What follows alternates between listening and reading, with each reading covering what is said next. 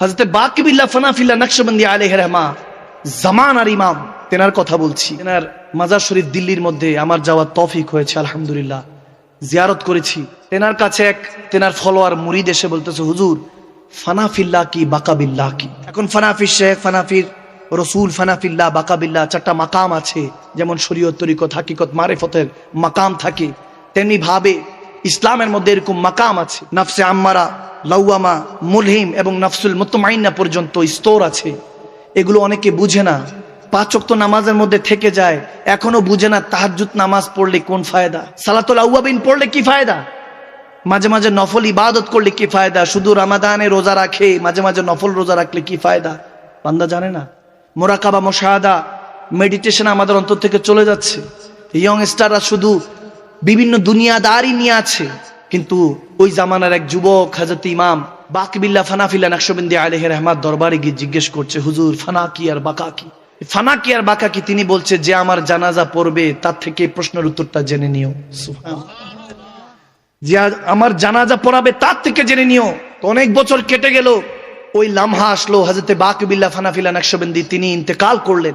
পর্দা করার পরে লাখো জামায়াত হযরত মুজাদ্দিদ আল ফিসানি শেখ আহমদ সিরহিন্দি আলাইহি রহমাত, তেনার শেখের কথা বলছি, ইমাম বাকিবিল্লাহ ফানাফিল্লাহ নকশবন্দি, যিনি মুজাদ্দিদ আল ফিসানি শেখ, যিনি বাদশাহ আকবরের দ্বীন ইলাহিকে ধ্বংস করে দ্বীন ইসলামকে এই জমিনে কায়েম করেছিলেন। সুবহানাল্লাহ। গভীর কনসেন্ট্রেট, মনোযোগ। কোথা থেকে ইসলাম এসেছে খবর তো নাই আপনার আমার। রেডিমেড ইসলাম পেয়ে আমরা আল্লাহ রাসূলের ইসলামকে কেউ ফুটবলের মতো এখান থেকে লাথি মারে, ওখান থেকে। নাউজুবিল্লাহ পড়েন। ইসলাম বুঝার চেষ্টা করবেন ওলি আল্লাহদের নজরিয়া থেকে, রসুলে আরবির নজরিয়া থেকে, আহলে বায়াতে আথারের মহাব্বতের নজরিয়া থেকে, তাহলে বুঝতে পারবেন আল্লাহর ইসলাম কি। গভীর খেয়াল। যখন ওই বাকিবিল্লাহ ফানাফিল্লাহ নকশবন্দি তিনি ইন্তেকাল করলেন, তিনি ইন্তেকালের পরে এখন হাজার লাখো মানুষ জামায়াত ওই জানাজার মধ্যে সমবেত, কিন্তু কেউ সাহস হচ্ছে না এত বড় আল্লাহর ওলির জানাজা পড়াবে কে পড়াবে, সাহস করতে পারছে না।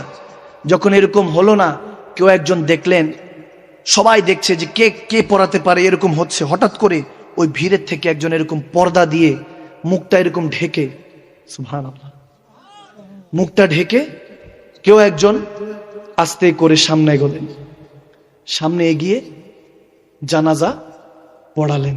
সুবহানাল্লাহ।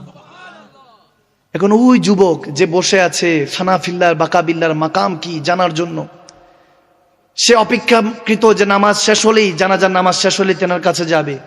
নামাজ শেষ হলো, যুবক হাজিরা দিলেন, হাজিরে দিয়ে কদম ধরে বলতেছে, হুজুর বেয়াদবি মাফ করবেন, সালাম আদান প্রদান হলো, হুজুর মাফ করবেন।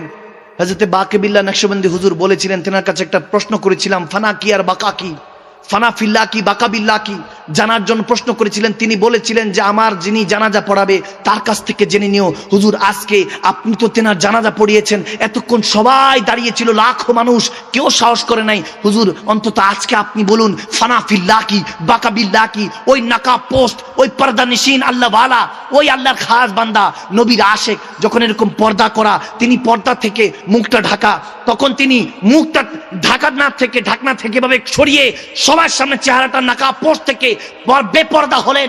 বেপর্দা হওয়ার সাথে সাথে লাখ মানুষ একটা চিৎকার দিলেন। তখন সেই বুজুর্গ ব্যক্তি আল্লাহ ওয়ালা বলতেছে, দেখো এটা হলো ফানা, এটা হলো ফানাফিল্লাহ, আর এটা হলো বাকাবিল্লাহ। আরে তাকিয়ে দেখো, তিনি নিজের দিকে তাকিয়ে বলছে এটা বাকাবিল্লাহ, এটা ফানাফিল্লাহ। তখন ওই যুবক তাকিয়ে দেখে হযরত বাকিবিল্লাহ নকশবন্দি দাঁড়িয়ে আছে, স্বয়ং নিজের জানাজা নিজে পড়িয়েছে। বলতেছে, শুনো আমি হলাম একজন যিনি আমার আল্লাহর প্রেমে ফানা হয়ে গিয়েছে, রাসূলুল্লাহর প্রেমে ফানা হয়ে গিয়েছে। লাশটা যেটা দেখছো ওটা হলো বাকিবিল্লাহর ফানাফিল্লাহ, আর এটা যেটা দাঁড়িয়ে আছে এটা বাকিবিল্লাহর বাকাবিল্লাহ দাঁড়িয়ে আছে।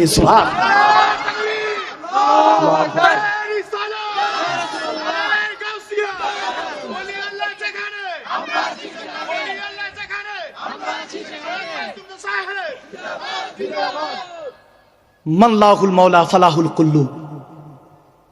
আল্লাহ তাবারক ওয়া তাআলার হাদিসে কুদসি বলছে, রাসূল আরবি বলেন, তুমি আল্লাহর হয়ে যাও, সারা দুনিয়া তোমার গোলাম হয়ে যাবে। সুবহানাল্লাহ। জুবান দিয়ে আল্লাহর কথা বলি, কিন্তু আল্লাহর পথে মতে চলতে মন চায় না।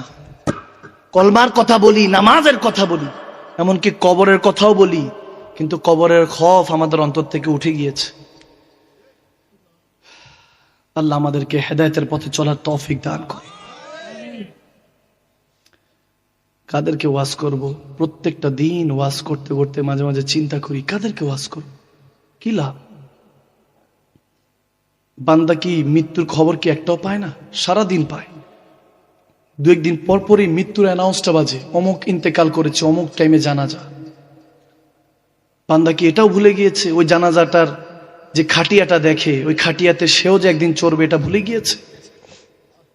কত বাস টিকিট কেটে বাসে চড়লাম, কিন্তু প্রতিদিন মসজিদে যখন যাই ওই খাটিয়াটা কিন্তু পড়ে থাকে, একবারও দেখি না, একটু মুছেও দেখি না। এটাই তো শেষ সাওয়ারি।